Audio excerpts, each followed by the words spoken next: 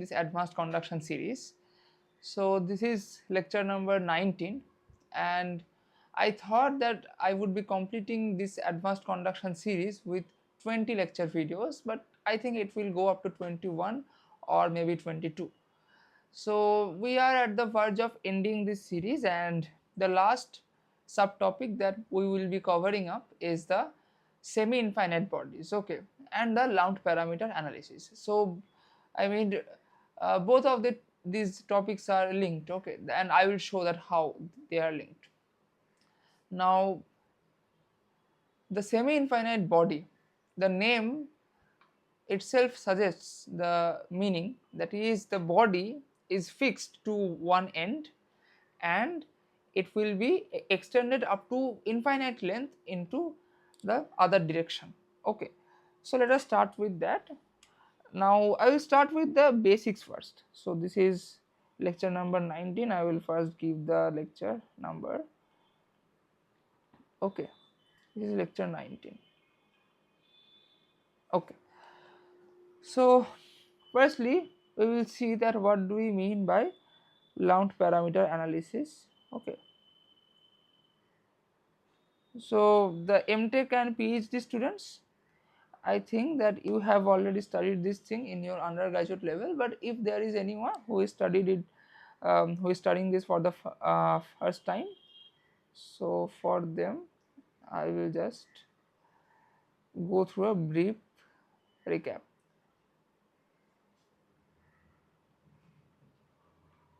Lount parameter analysis. So I will go straight into the topic, that if I have a container, okay, like this, and it can be a very much practical scenario, okay. I don't know why it is, okay, so let me draw a square only, okay. So this is a container. So this container is filled with water, okay. This container is filled with water.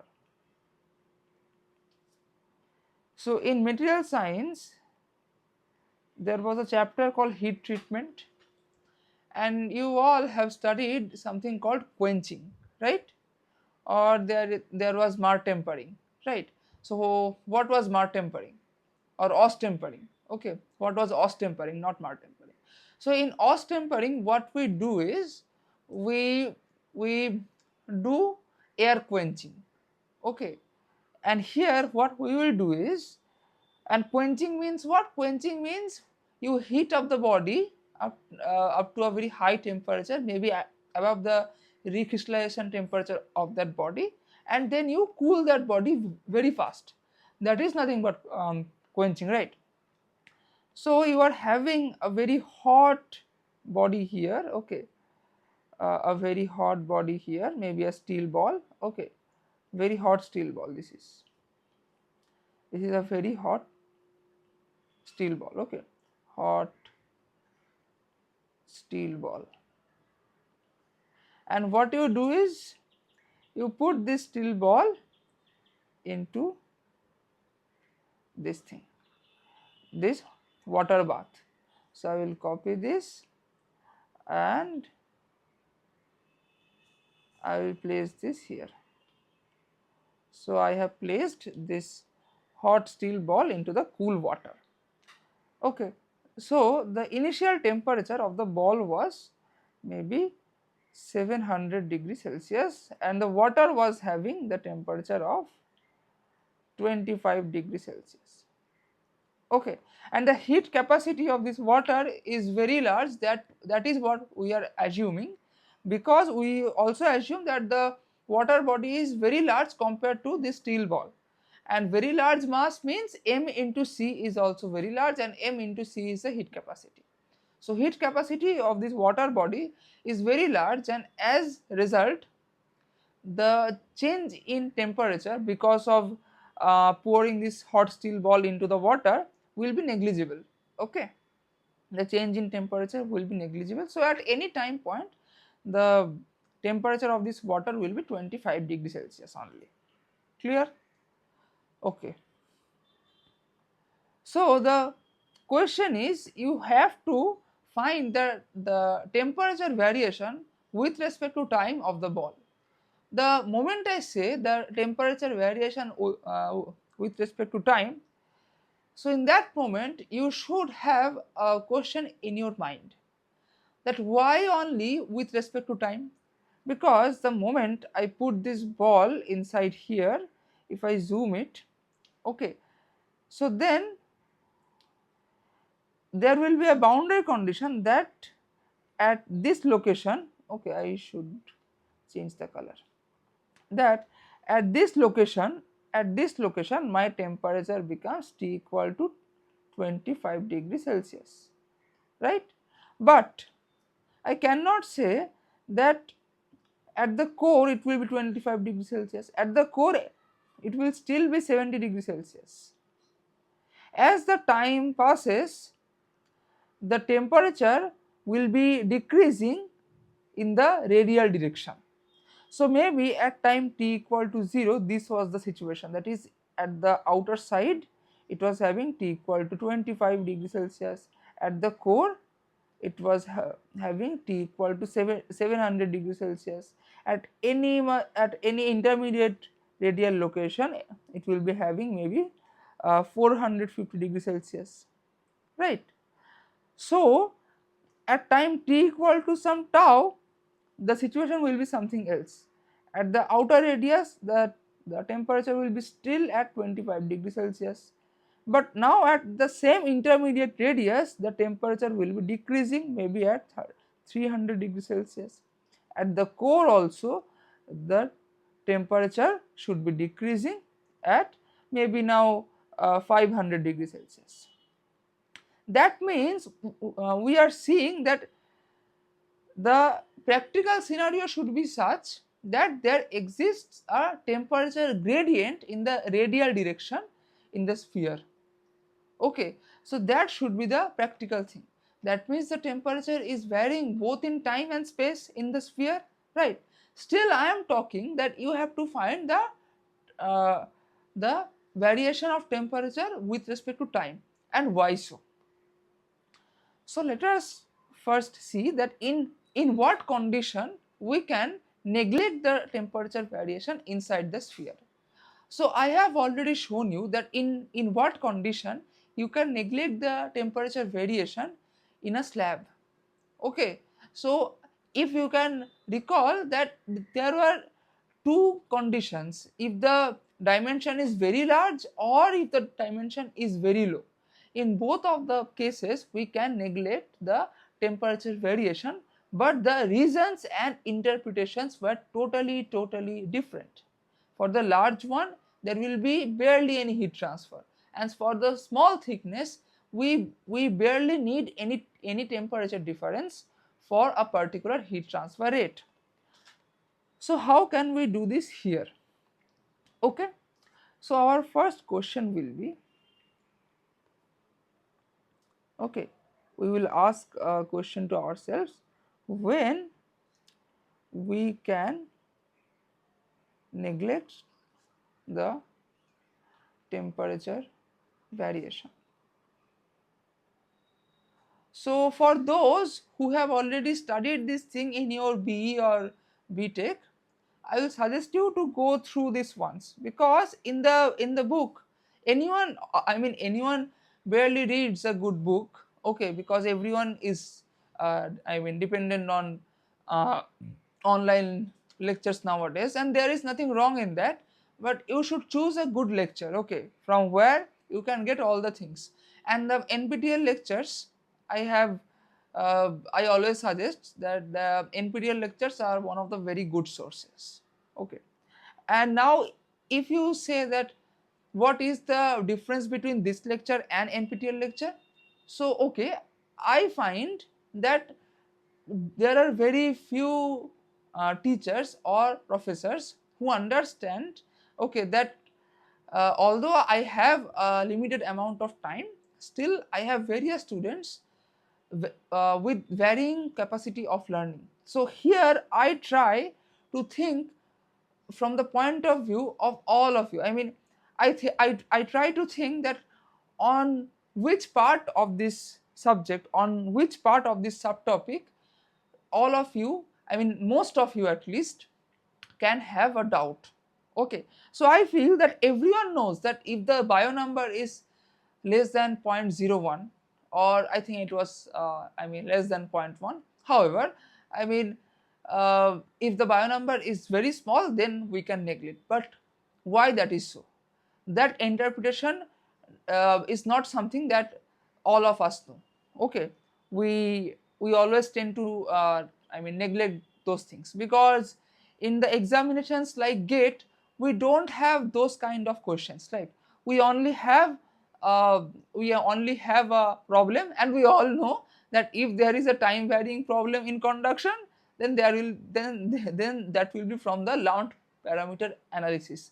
So ideally the thing should be, you should be checking the bio number, but nowadays everyone knows that okay, bio number will be, I mean surely less than 0.1. I mean because the other than that case, that is the Lount parameter analysis, uh, no other unsteady heat conduction problem can come in GATE. Okay, so we all know that. Okay, so enough of talking, let us go with the thing. Now, when we can neglect the temperature variation in the sphere,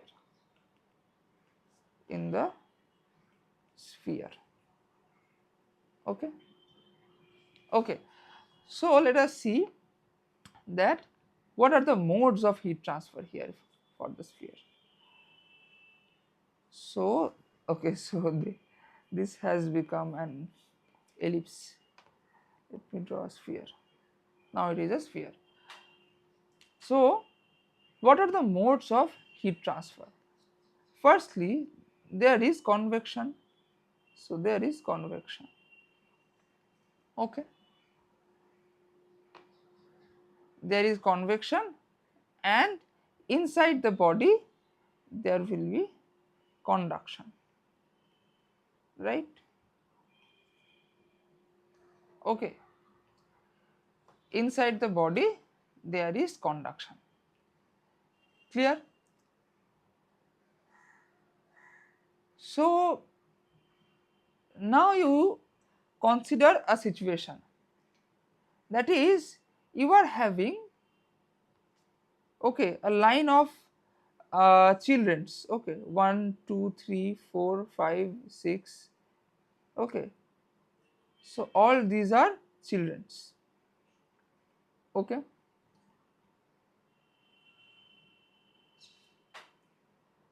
so for your better visualization, and okay, these are children's who are kept in a boundary for their safety. Okay, and this is this boundary. Okay, this is the boundary, and what you are doing is that you are supplying toffees. Okay, you are supplying maybe chocolate. Okay, from outside. Okay, now there can be two cases. The first case is children have a very good friendship. Okay, a very strong bond. Okay, strong bond or strong friendship.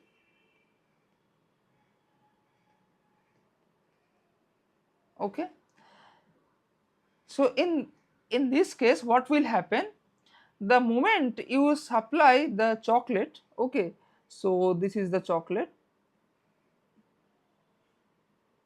Okay, the moment you supply this chocolate to this child 1, okay, so this is child 1.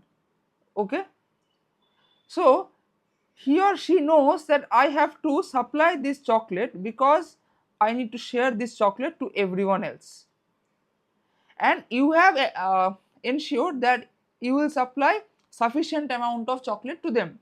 So he or she is very much I mean thoughtful about the fact that I have to share all the chocolates with my friends. And the moment you supply this chocolate to this child, what he or she is doing, he is passing the chocolate, and the same mentality is having, okay, this second child is also having the same mentality, and he or she is also passing that chocolate to the next friend. Likewise, everyone is passing the chocolate to the next friend, so that this last fellow can get the chocolate. Okay, so the moment you supply this chocolate, in the blink of an eye, you see that the chocolate now has gone to this fellow. Now you have supplied to, I mean, you have supplied a second chocolate. The moment you have supplied the second chocolate, you have seen that that chocolate has gone to this fellow. The moment you have supplied to the third chocolate, that chocolate has gone to the third fellow from the left. Okay, that means there is almost negligible time gap for the transfer of chocolate to the leftmost end. In other words, if you supply, so how many students we are having here? 1, 2, 3, 4, 5, 6, 7, 8, 9, 10, 11. In other words, if you supply 11 chocolates, then in the blink of an eye, those 11 chocolates will be equally distributed to all of them by themselves. I am again repeating, because they are having a very good bond, a very good friendship. So they know that I have to take care of the fact that I need to share those chocolates with all of my friends equally. So the moment you supply 11 chocolates, then you see in the blink of an eye, so this phrase is very important, that is, for a negligible amount of time, these 11 chocolates are being distributed equally by their own. No other third party is there to distribute the chocolate by force.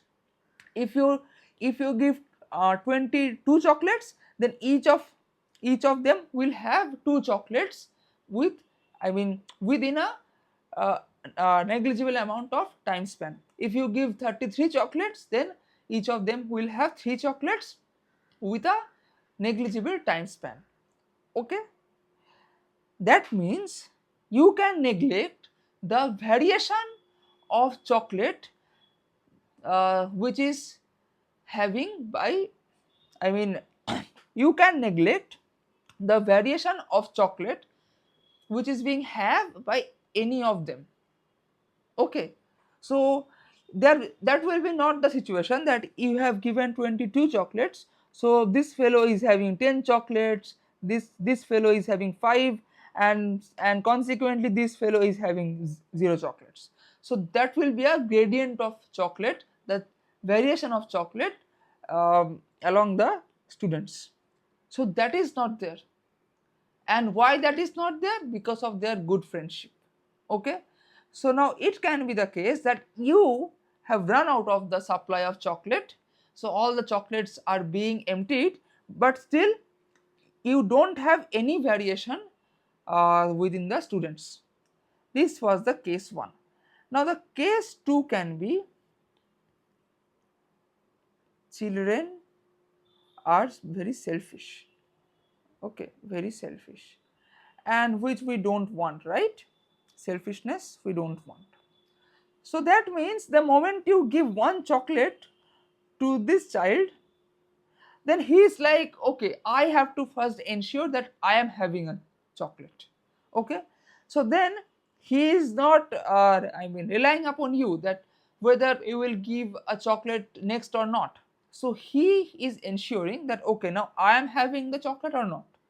So he is keeping that chocolate to himself. The moment you supply a second chocolate, then he is like, okay, now I have my own chocolate, then I will supply this chocolate to this next fellow. The moment this next fellow is getting the chocolate, he is also having the same mentality, that first I have to ensure that I am having the chocolate. So he keeps the chocolate to himself. The moment you supply a third chocolate, then it is being passed to the third fellow, and likewise this fellow will get the chocolate at the last. Similarly, if you give 11 chocolates, so then this fellow will think that what if I can get all the 11 chocolates? What if I don't have to share this chocolate to anyone else? So then he will try to keep that chocolate, keep all the chocolates to himself. Okay, now you will force, or these other children will force that no, we also want those chocolates. Then he will be forced to pass those chocolates, but that will take a sufficient amount of time. In the previous scenario, when the children were having a beautiful bond among themselves, so the time interval for the distribution of the chocolate among them was almost nil, almost negligible. But now, when the children are not having a good bond, the time interval has been increased. So you cannot neglect the variation of chocolates in between them. Okay, I hope this analogy is clear to you. Now quickly I will just change some words. So for the children you take molecules. Okay, molecules have a very strong, and this will be thermal conductivity. Okay, thermal conductivity.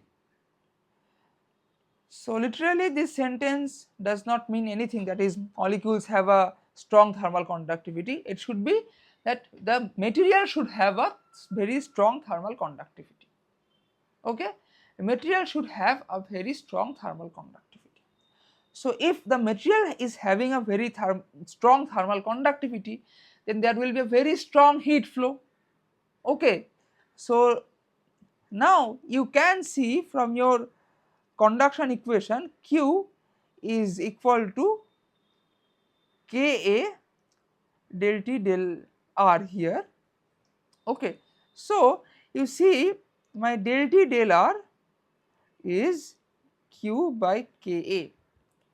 So if my Q and A are constant, if my K is very high, then my del T del R, sorry, dt dr is negligible. That is, if my K, that is the thermal conductivity is very high, my temperature gradient is very much low. So that is what the role played by thermal conductivity. Okay. Now in the second case, you again replace this children word by molecules, and selfish means low thermal conductivity. Okay, low thermal conductivity.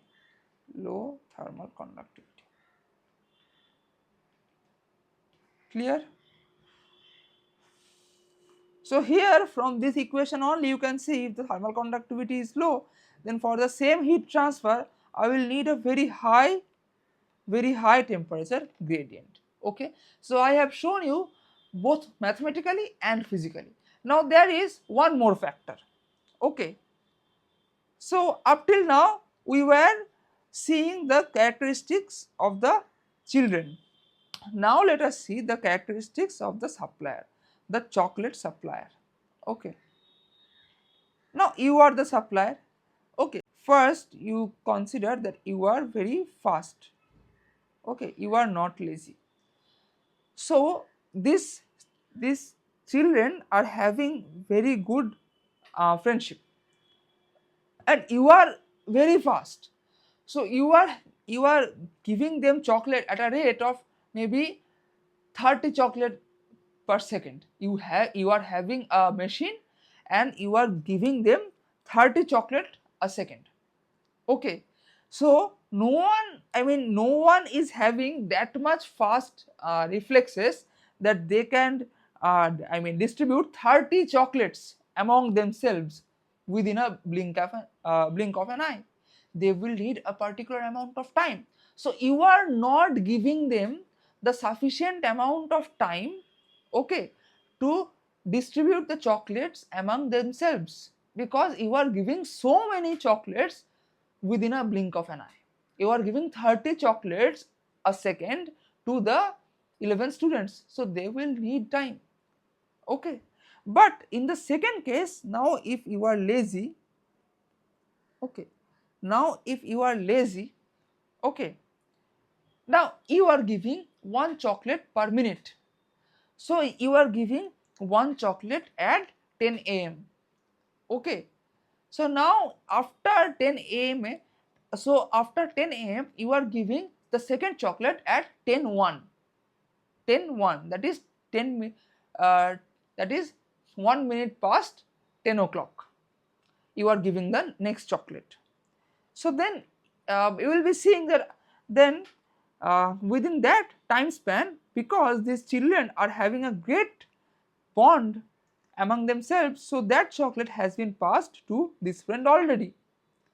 Okay, so after that, when you will be I mean giving them the third chocolate, so then that chocolate will be passed to this fellow already.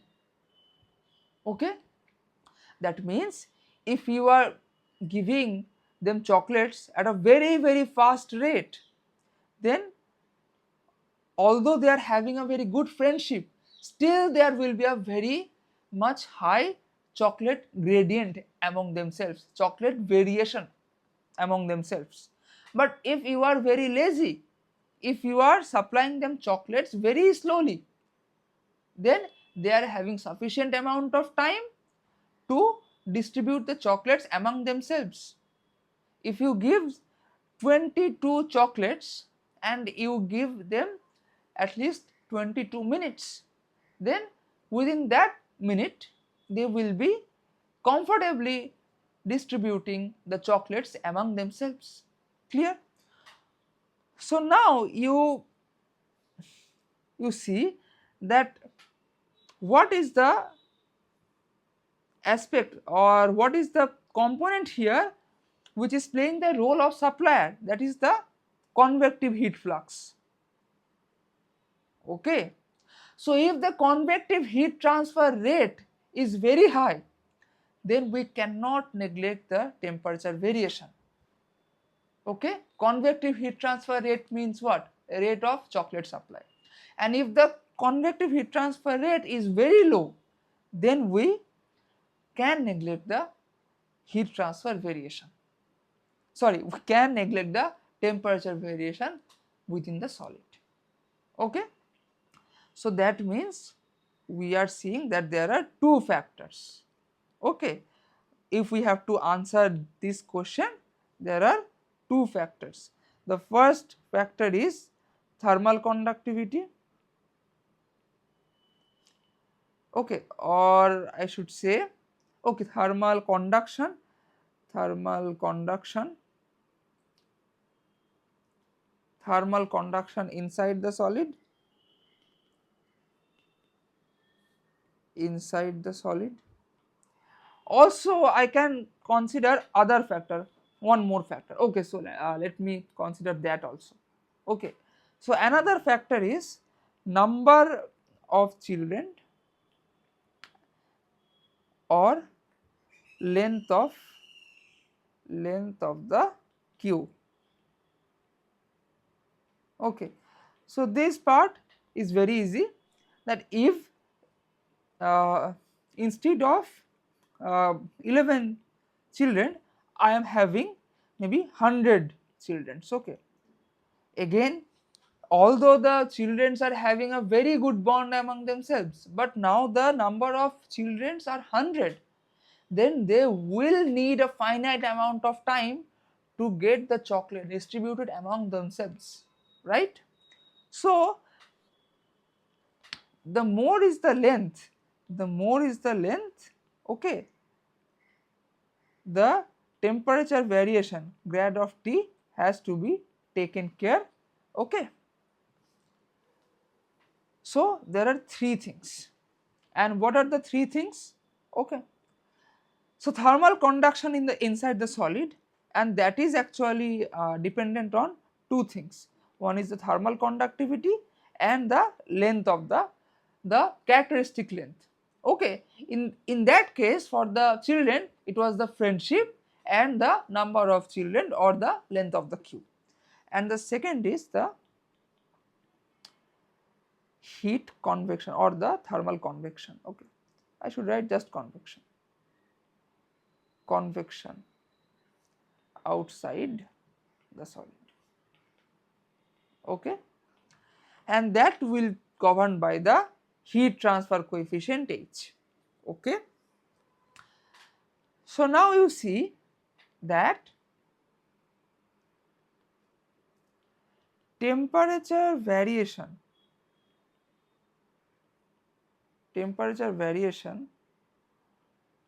can be neglected if H is very large, okay,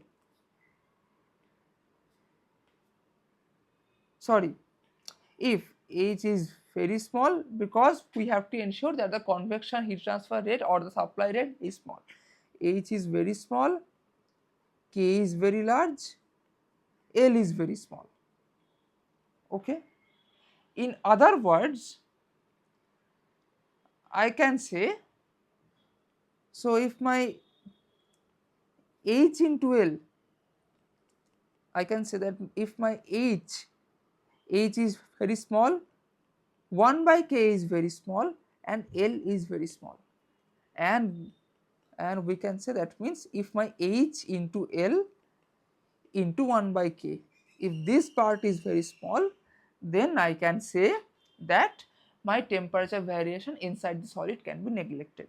And this is, my friend, this HL by K is nothing but your celebrated bio number. Okay, bio number.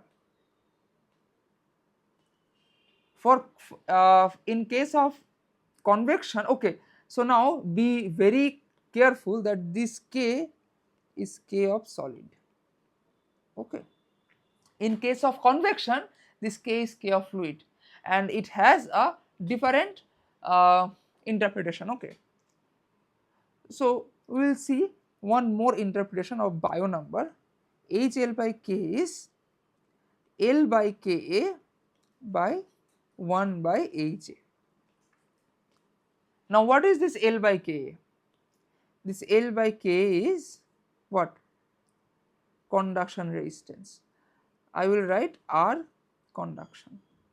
Okay, and this is R convection. You see the same thing. If the conduction resistance is very small, okay, then what? Very good friendship, very small length of Q, that means it will take almost negligible time. That is the small conduction resistance. Okay, so conduction resistance is high means what? K is very low and L is very high. And in this term, if the convection resistance is very high, okay, that means my H has to be very low, and if the convection resistance is very high, then my convection heat transfer rate is low, that means the supply rate is low, that means the children are getting enough time to get the chocolate distributed among themselves. Clear? So it is 9:30, I have to get up at the 10:15. Okay, I have sufficient amount of time. So if in the interview someone asks you that what is the interpretation of bio number, then you have to tell this one. Okay, so for the sake of clarity, I will write this as Ks, that is K of solid. Okay, okay, so this was the bio number, and you can get this number from mathematical analysis also, and that is what now we will see. Okay, okay, so now we have already seen that if this bio number written by Bi is very small, and how much small? So experiments suggest us that if this is less than 0.1, then you can neglect temperature variation in sphere. Okay, so sorry, now we will consider this thing, this assumption. Okay, that means if you consider this assumption, so let me just copy this whole picture here. Okay.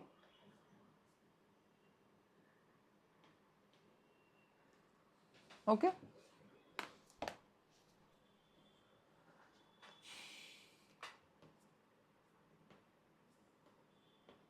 Okay.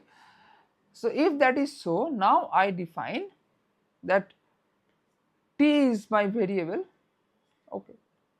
T is the T, that is a function of T, temperature of the sphere. Okay. And more specifically at any radial coordinate, at any radial, at any point inside the sphere. Okay, at any point inside the sphere, temperature of the sphere at time t, at time t. Clear? Ti is the initial temperature of the sphere. Okay, that is at time t equal to 0. Okay, T infinity is the ambient temperature, ambient temperature of the liquid. Okay, of the liquid, not liquid, it can be gas also, so of the fluid. Okay, and here this is given as your 700 degrees Celsius and this is given as your 25 degrees Celsius. Okay. So now let us say that at any time t, okay, the temperature of the sphere is, so at time t,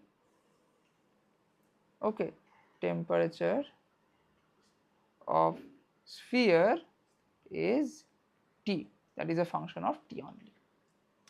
Now at time t plus delta t, okay, temperature of the sphere is t plus, okay, I should directly write here at dt. Okay, t plus dt. Clear?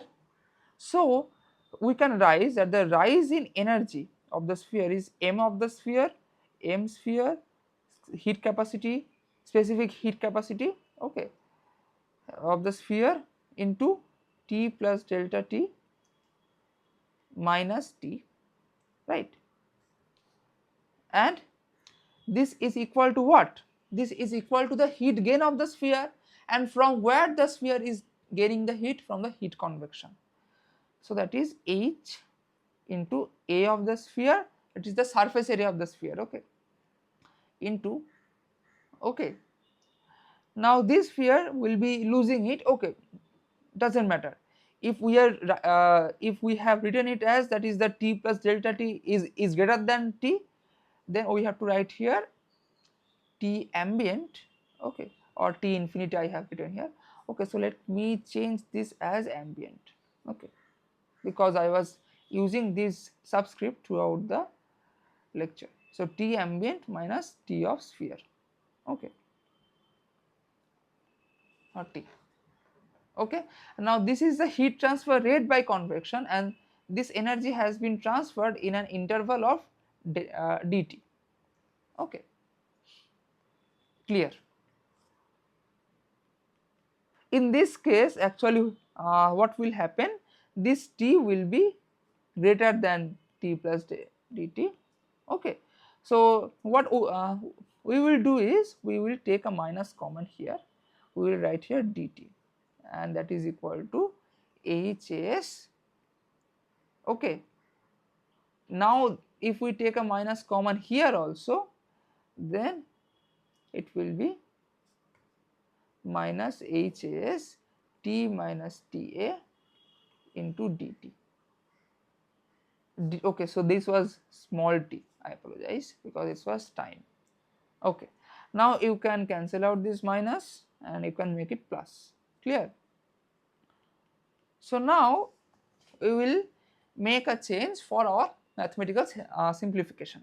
Okay, see, I can write this as d of t minus ta, and why? Because ta is a constant. Okay, and why I have done this? Because now the dependent variable has become from t to t minus ta. Okay, and otherwise I had to deal with a constant here. So had I not done this transformation, so then I had to take care of this constant, that is h into as into minus ta. There will be a additional constant in the equation, but now I don't have this constant. So now I will write this as theta. Okay, this as theta. So now the equation will be ms cs d theta is equal to hs ta minus sorry again, so hs into theta dt. Clear? Okay.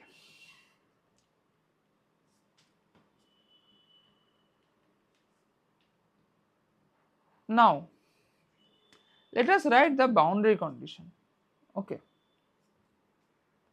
actually this is your governing equation. Okay, this is your governing equation.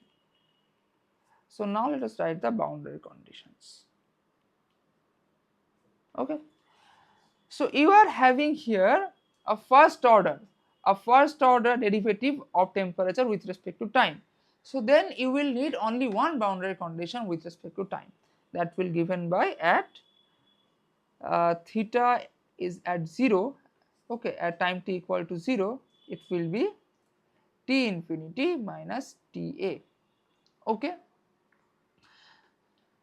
sorry, extremely sorry, it will be Ti minus Ta, Ti minus Ta. Okay, but now you see that if you want to make it simpler, so now I define a theta bar, and that is theta by Ti minus Ta. So if at t equal to 0, at small t equal to 0, my theta is equal to Ti minus Ta, at least my theta bar at 0 is equal to 1. Clear? And I can seamlessly transfer this theta bar into this equation. So let me just copy this equation.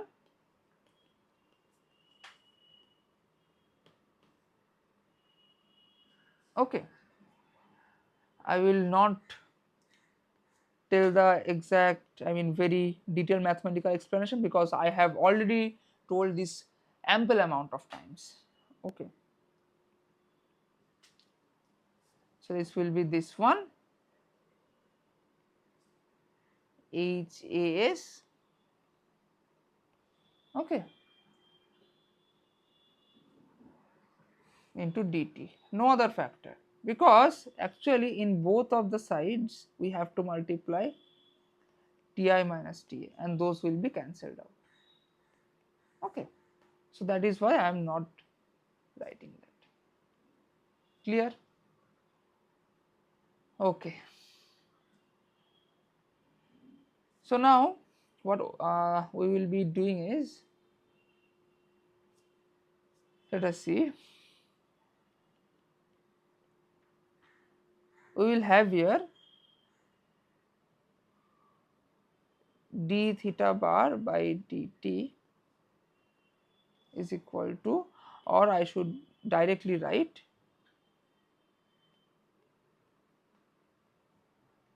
is equal to Hs by this one,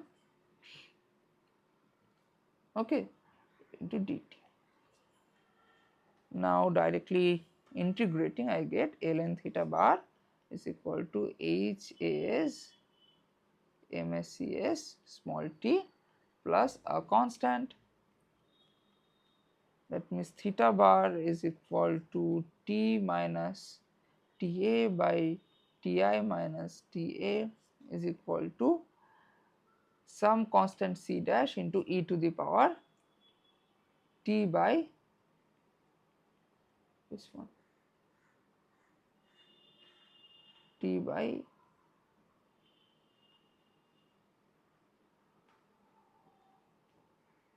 okay.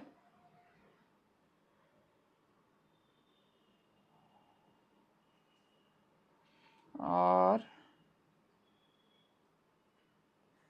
what we can do here is, that is actually okay, that is nothing wrong in this. Okay,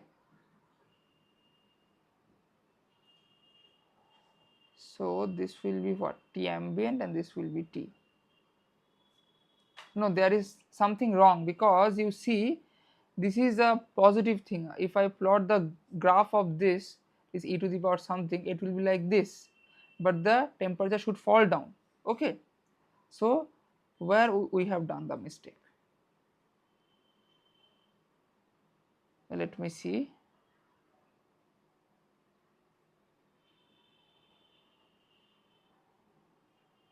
Okay, okay, okay.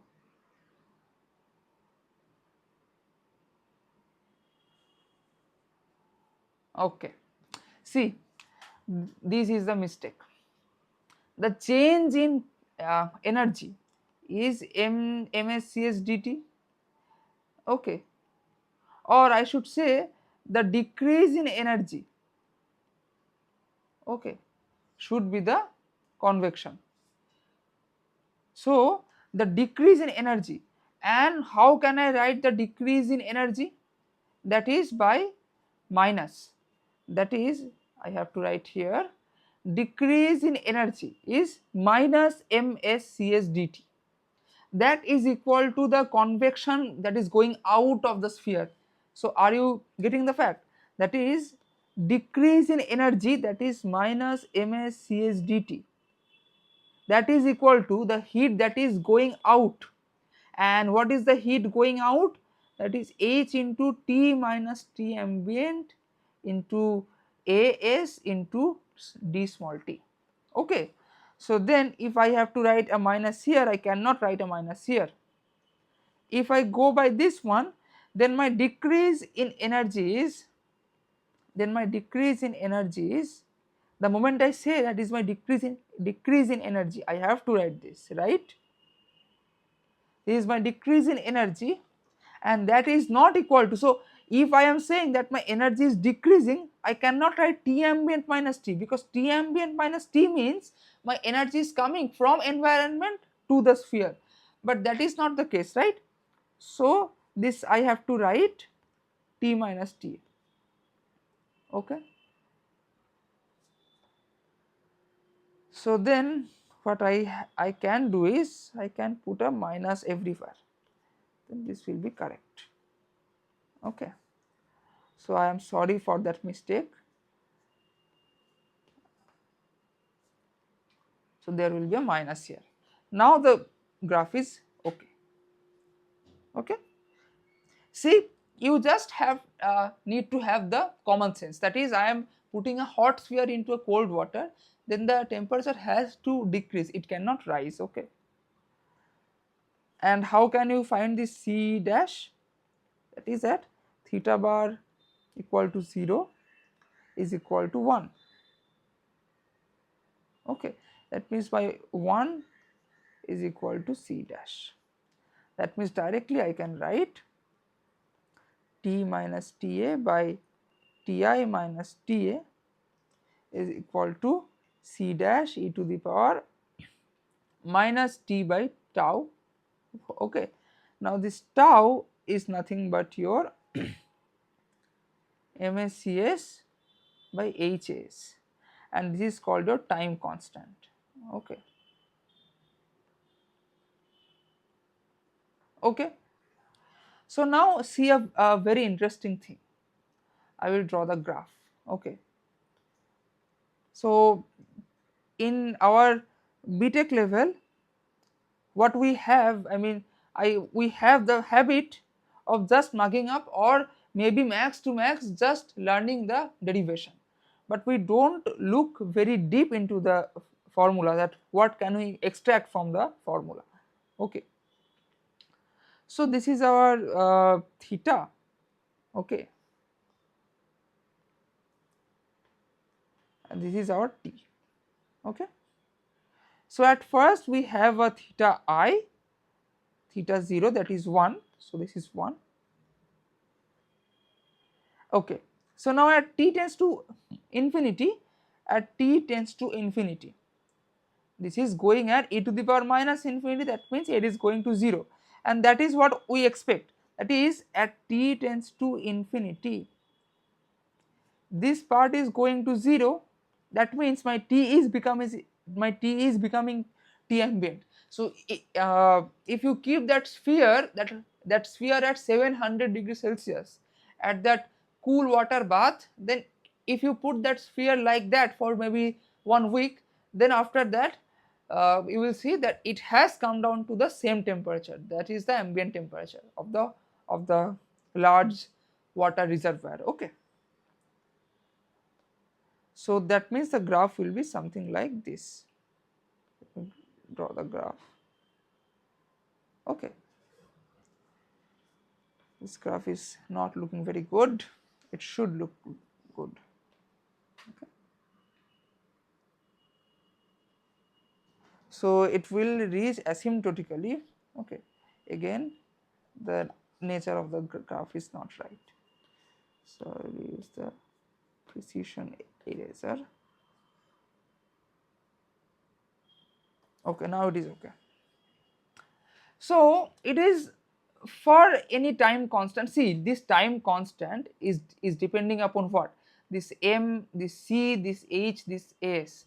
So if now I change the fluid, but I take the boundary condition same, okay. If I change the fluid, then this h will be changed. If I change the mass of the sphere, if I change the volume of the sphere, the surface area of the sphere, or the material of the sphere, then either of this m, a or c will change. That means this I can change, right? So maybe this is for tau 1, okay. Now I will draw another graph where this tau 2 is greater than tau 1. Now you see, if you are having this tau here, okay, you are having here the tau.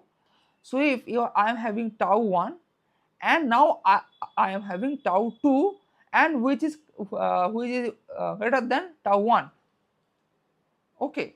So if my tau 2 is greater than tau 1, so let me just write it. So that means my this is greater than this one, because my tau 2 is greater than tau 1, okay. That means this one, and that means my minus t by tau 2 is greater than minus t by tau 1. Clear? That means, see, if my time constant is more, then okay, so now I will show you something, okay. Can you tell me, I think this will be a better explanation, okay. So if this is the graph of e to the power minus x, okay, okay. So can you tell me that now if I draw two more graphs, okay, now if this is my e to the power minus something ax, and this is my e to the power minus bx. So can you tell the I mean relationship between a and b, okay.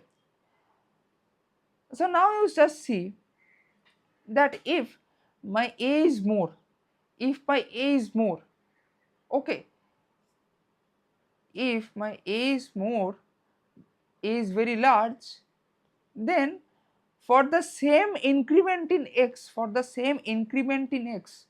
I should have get a larger decrement. But do I have that? No. See, for the same increment in x. Okay, so I should take it from here because at this point all of them are meeting. So for the same increment in x, this one is having the larger decrement, then this, then this. So I was saying that if my a is more, then that should show a large decrement. But this graph is showing the smallest decrement. That means, and this graph is showing the largest decrement. That means my b is more than a for sure. Or I should write my b is more than 1 than a. Okay. Okay. And then I can write, then I can write my 1 by b is less than 1 by a, right? So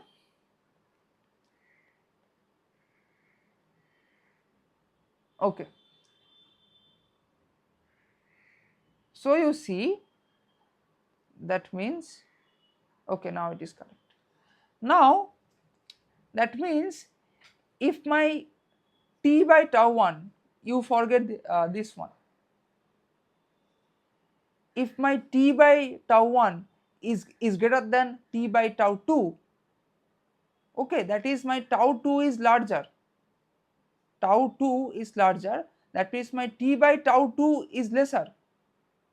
Okay, or in other words I should say that is my 1 by tau 2 is lesser. Okay, 1 by tau 2 is lesser and my 1 by tau 1 is greater. So this graph is of e to the power minus 1 by tau 1 into t. Okay. Now my 1 by tau 2 is lesser, that means that will be having a lesser amount of decrement. Okay. That means that graph will be something like this. I should draw it with another color, maybe like this. Okay. Sorry. Okay. So this will be my tau 2 and this graph is of e to the power minus 1 by tau 2 into t. Here my tau 2 is greater than tau 1. Clear? So if my time constant is more, then it will take more time to come back to the initial temperature, I mean to come back to the ambient temperature. Okay. So if I want more cooling, if I want a faster cooling, I should say, if I want a faster cooling, then I need a less time constant. You can see it from here also. Okay, I am showing you these things because see, in BARC interview or maybe in ISRO or DRDO interview, they are not looking for a person who is mugging who have just mugged up the formula. So they will give you a sphere, two spheres. One is having, one is made up of wood and the other is made up of copper. Okay, or maybe one a large sphere and another is a small sphere. One is in air, another is water. You have to say that which one will cool fast. And can you draw the graph? Can you draw the graph without doing a single calculation, or by doing a minimal calculation? Can you do that? You see from this one, that is my d theta bar dt. Okay, so first of all, these are the graphs for theta bar and not theta. Okay, so yes, that is equal to minus HA is ms ts into theta bar. You see, this is what? This is your cooling rate, right? Cooling rate. If you take this minus here into this side, then this minus d theta bar dt is your cooling rate. Okay. So then you need to have, and this is what? This is your 1 by time constant, right? So if you want to have a higher cooling rate, then you must have a lower time constant tau, right?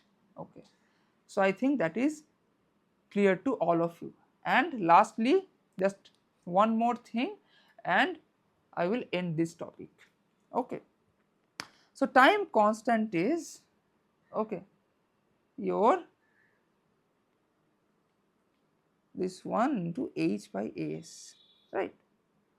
So I can write this m as rho into volume of sphere Cs by h into as. Okay, so I can write this uh, h, I mean Vs by as something Lc. Now this is your equal to your Vs by as equal to your characteristic length. This is very important. Okay. Now I can do one more thing. What I can do is I can write rho Cs, okay, by K, okay. Am I doing the right thing? Okay. So this will be K by rho Cp, and okay, let me see, into K into L by H. Okay. Okay, and I will multiply Lc in the numerator and denominator. Then I will be having rho Cs Lc square, okay, by K into 1 by HLC by K, or K sphere I should say. Can you recognize this number? This is your bio number, right? Now you see this time constant, okay, was having an unit of time, okay, was having an unit of time. And why? Because you see, you cannot have e to the power something with dimension unless otherwise it is an empirical formula. And why you cannot have? See, you can have e to the power x equal to 1 plus x square by 2 plus x cube by 3. So consider that you are having e to the power x meter, okay, then you will have that is equal to 1 plus x meter plus x square meter square plus something like that. Then a particular term will have multiple units in its own expression. So when you are having e to the power something, that must be dimensionless, okay, unless otherwise it is an empirical formula. So this tau must be having the unit of time, okay. So let us see that what is this.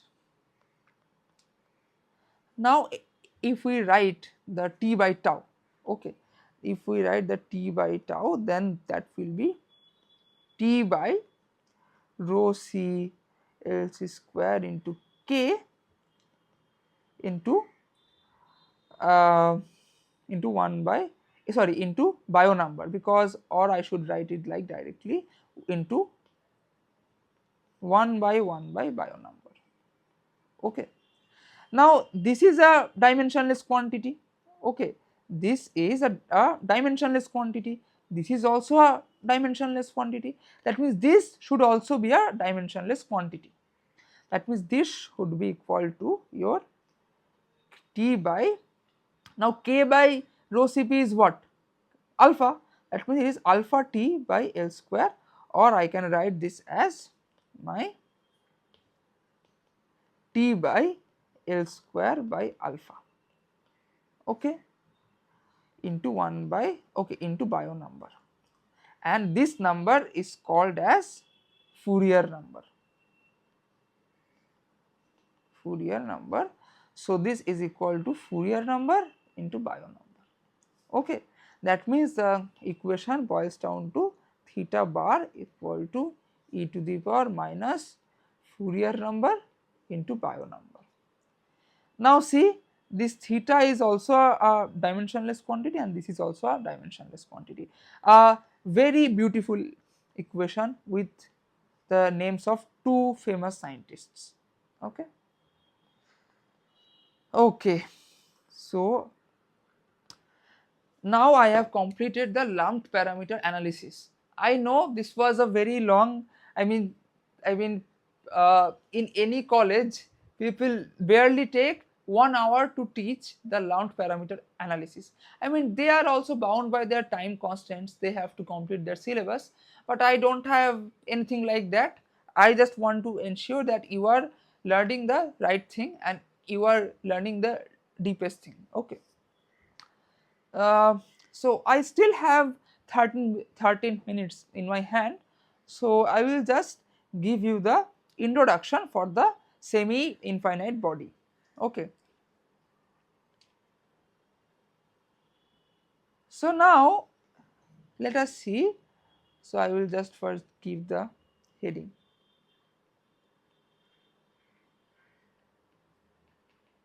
Semi infinite body.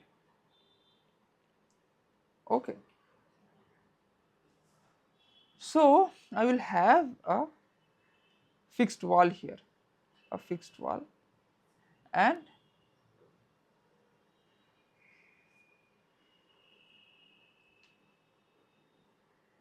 this is a maybe a cantilever beam. Okay.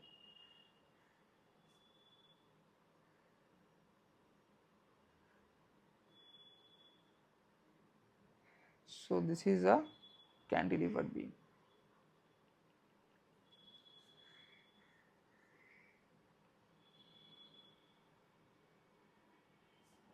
And why these broken lines here? Because I am showing you that this expands to infinity. Okay, and I am taking the coordinate axis like this.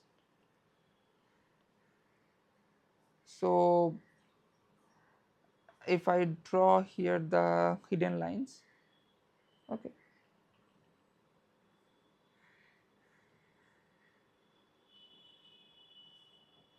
I am taking the coordinate axis here.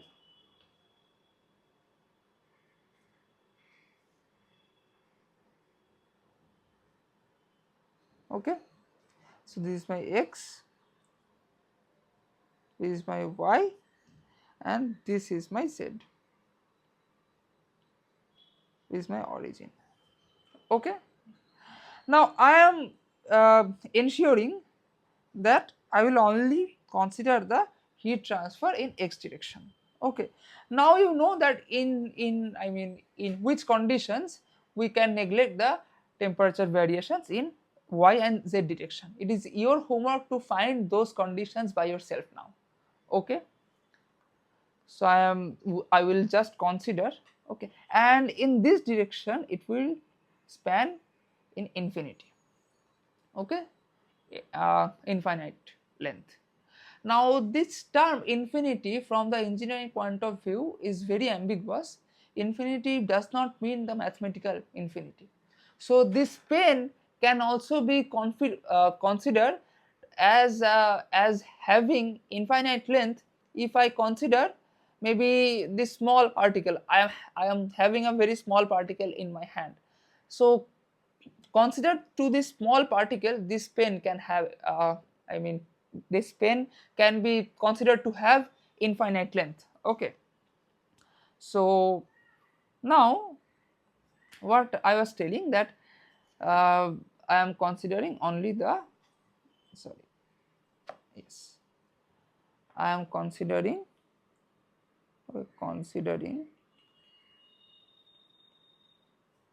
heat conduction in x direction only. Okay, considering heat conduction in x direction only. Now that means I can consider it as a 1D heat transfer problem.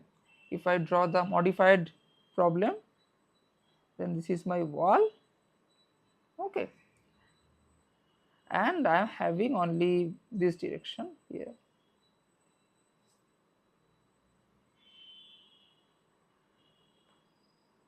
Okay, this is my x direction.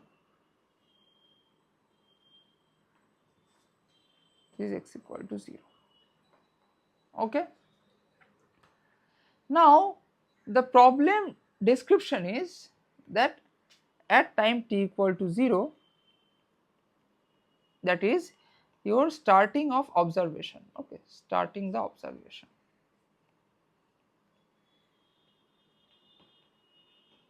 You attach a heater here. You attached a heater here. Okay, and the objective of that heater is to make this wall temperature here,